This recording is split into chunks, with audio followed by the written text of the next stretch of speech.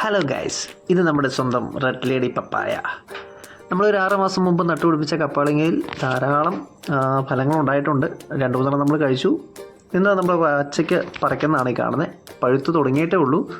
നമ്മൾ പറിച്ചു വെച്ചിട്ട് 2-3 ദിവസം കഴിഞ്ഞാണ് ഇതുപോലെ നല്ല പാകമായി എടുത്തത്.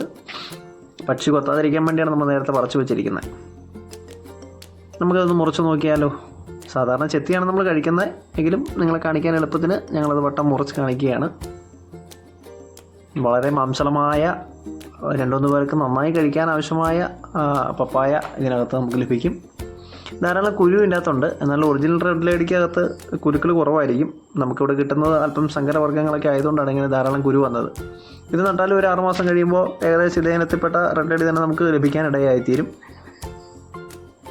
നല്ല മധുരവുമാണ് ഇതിന്.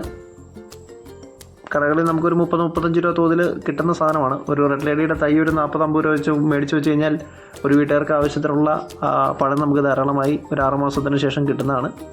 ഇതുകൊണ്ട് നല്ല മാംസളമായ പഴമാണ്.